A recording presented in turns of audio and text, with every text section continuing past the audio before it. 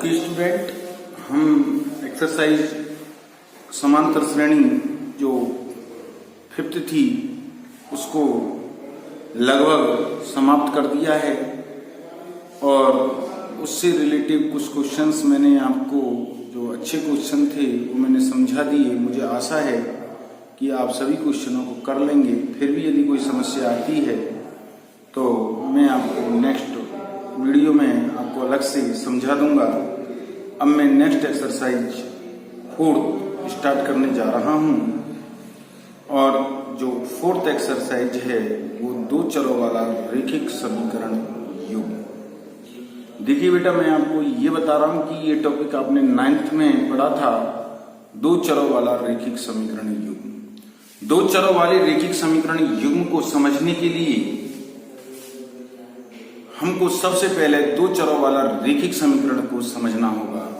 2 चरों वाला जो रैखिक समीकरण होता है उसका जो व्यापक रूप होता है वो ax plus by plus c equal to 0 होता है। a x का गुणांक कहलाता है, b y का गुणांक कहलाता है, c अचर पद कहलाता है। जहां a, b, c कोई वास्तविक संख्याएं हैं तो इसे हम 2 चरों वाला रैखिक समीकरण कहते हैं। इस समीकरण की अपरिमित रूप से अनेक हल हो सकते हैं, अनेक हल होते हैं। क्यों?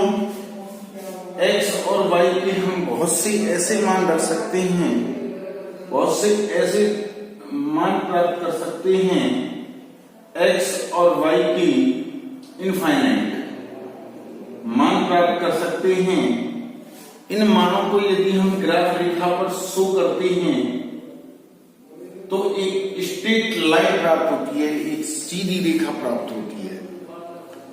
इस जो स्ट्रेट लाइन हुई, जो सीधी रेखा हुई, इस पर अनंत बिंदु विद्यमान होते हैं। इसलिए इस रैखिक समीकरण युग्म के अनंत हल होते हैं। अब प्रश्न इसमें 2 वेरिएबल्स हैं x और y, 2 चर बैठे हैं। यदि हमको इसकी एडिटिव वैल्यू फाइंड करनी है तो हमको इसी टाइप के 2 समीकरण लेने होंगे और जो 2 समीकरण लेंगे वो इस प्रकार हैं।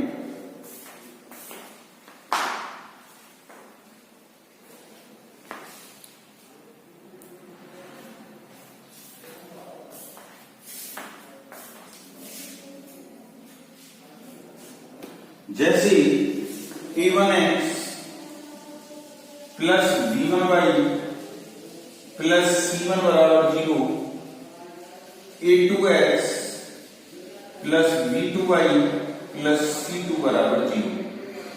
इसको बोलते हैं हम 2 चरों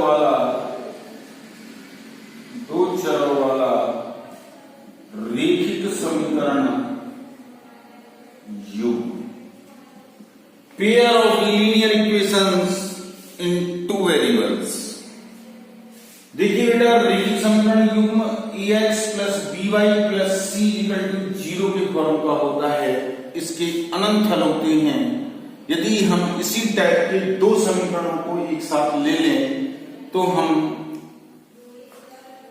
जो समीकरण हमको प्राप्त होगा इसको 2 चरों वाला रैखिक समीकरण युग्म के नाम से जाना जाएगा, युग्म पेयर। तो इसको बोलते हैं 2 चरों वाला रैखिक समीकरण युग्म। इसको बेटा युगपत समीकरण भी बोलते हैं, इसको निकाय के नाम से भी जाना जाता है। अब मैं बेटा आपको ये बता देता हूं कि 2 चरों वाला जो रैखिक समीकरण युग्म है इसके सॉल्यूशंस के बारे में, इसके हल के बारे में। x और y के वह मान जो दिए गए रैखिक समीकरण को सेटिस्फाइड कर दें, संतुष्ट कर दें, वह मान दिए गए रैखिक समीकरण युग्म के हल कहलाए जाते हैं। इनको हम सॉल्यूशंस कहते हैं। तो इसको जो हल करने की दो विधियां हैं, पहली लेखा चित्र विधि ग्राफिकल मेथड और सेकंड बीजगणित विधि जिसको एल्जेब्रिक मेथड के नाम से जाना जाता है। तो यहां ध्यान दें, ये लेखा चित्र विधि है और दूसरी विधि है बीजगणितीय विधि। ओके बेटा,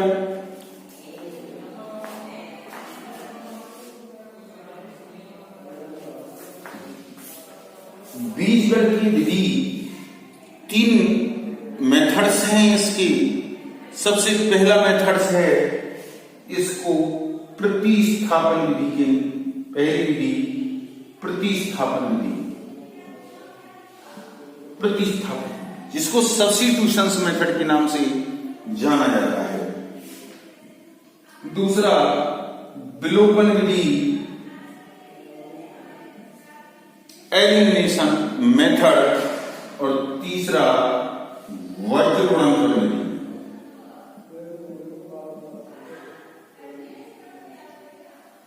क्रॉस मल्टीप्लिकेशन मेथड। इन विधियों को हम एल्जेब्रिकल मेथड कहते हैं, बीजगणितीय विधि कहते हैं। ये विधि आपने 9th क्लास में पढ़ ली थी और पढ़ लेखा चित्र विधि भी थी, लेकिन यहाँ हमारे जो 10th का जो सिलेबस है उसमें केवल आपको लेखा चित्र विधि से सॉल्यूशन करना बताया गया है। चाहे हम सवाल को बीजगणितीय विधि से हल करें, लेखा चित्र विधि से हल करें, आंसर तो एक ही आएगा। अच्छा, दूसरी बात, हम कोई भी विधि से सवाल को हल कर रहे हैं, लेकिन उसकी प्रकृति के बारे में आपको नॉलेज होनी चाहिए, जिसे नेचर ऑफ द सॉल्यूशंस, हल की प्रकृति के नाम से जाना जाता है। अब मैं आपको दो चरों वाले रैखिक समीकरण युग्म को हल करने की प्रकृति, जो हल की जो प्रकृति है, जो इसका नेचर्स है सॉल्यूशंस का, बगैर हल किए हुए आपको उसकी जानकारी रखनी है। बेटा मैं आपको ये बता देता हूं, दो चरों वाला रैखिक समीकरण युग्म है, उसकी जो जनरल फॉर्म है, मानक रूप है, वो a1x plus b1y plus c1 equal to 0 होता है, a2x plus b2y plus c2 equal to 0 होता है। Where a1, a2, b1, b2, c1, c2 are real number, कोई वास्तविक संख्या हो सकते हैं, बट a1, a2 जो है कोएफिशिएंट ऑफ x कहलाता है, b1, b2 coefficient of y कहलाता है, और c1 एंड c2 अचर पद कहलाए जाते हैं। कोएफिशिएंट का मतलब होता है गुणांक, मतलब a1, a2 x का गुणांक, b1, b2 y का गुणांक, c1, c2 अचर पद के नाम से जाना जाता है। परंतु ये एक शर्त है, a1 square plus b1 square not equal to 0, ये 0 नहीं होने चाहिए। अच्छा, इसको हल करने की दो विधि बता दी थी, लेखा चित्र विधि, बीजगणित विधि। बीजगणित विधि ये तीन थी, प्रतिस्थापन विधि, विलोपन विधि, वर्ग गुणनफल विधि। अब हम इसके नेचर्स के बारे में पढ़ रहे हैं कि इसकी प्रकृति क्या होगी। हल की प्रकृति के लिए तीन केसेस संभव हैं। पहला केस ध्यान से देखो, केस फर्स्ट। केस फर्स्ट में आप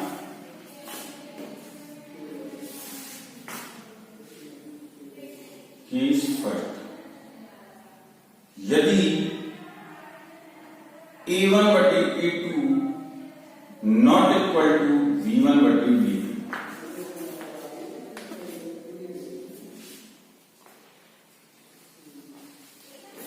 मतलब ये है a1 बटे a2 v1 बटे v2 के बराबर नहीं है। a1 a2 अनुपात है, x के गुणांक का अनुपात, v1 v2 के बराबर नहीं है। तो युगपत समीकरण से जो रेखाएं प्राप्त होंगी, देखिए बेटा ये होगा आपका युगपत समीकरण, a1x plus b1y plus c1 equal to 0, a2x plus b2y plus c2 equal to 0। A1 upon, ध्यान दें, इस इक्वेशन से जो रेखा प्राप्त होगी स्ट्रेट लाइन होगी, इससे भी स्ट्रेट लाइन होगी, दोनों रेखाएं एक ही बिंदु पर प्रतिच्छेद करेंगी। यदि A1 upon A2 not equal to B1 upon B2 है तो रेखाएं जो होंगी वो एक ही बिंदु पर प्रतिच्छेद करेंगी, पहली बात। दूसरी बात, जितने बिंदुओं पर रेखाएं प्रतिच्छेद करती हैं उसके उतने ही हल होते हैं। यहां दोनों रेखाएं एक ही बिंदु पर प्रतिच्छेद कर रही है, इसीलिए इसकी अद्वितीय हल होगा, यूनिक सॉल्यूशंस। एक हल को यूनिक सॉल्यूशन बोलते हैं।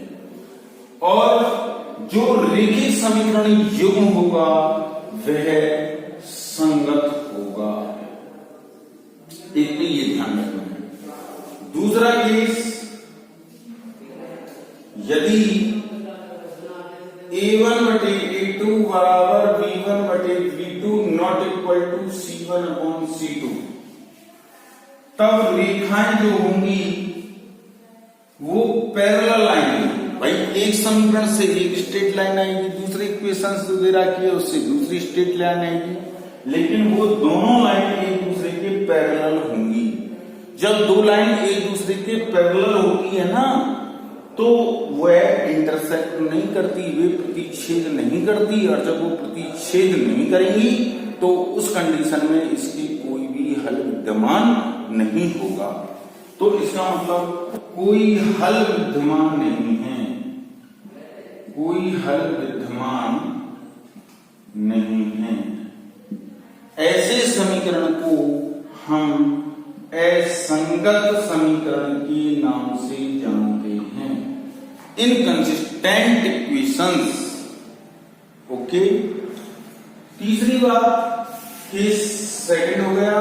केस थर्ड, यदि A1 upon A2 equal to B1 upon B2 equal to C1 upon C2 है, एक जो लीनियर, एक दो समीकरण होंगे, दो चरों वाले रैखिक समीकरण युग्म में दो समीकरण होते हैं।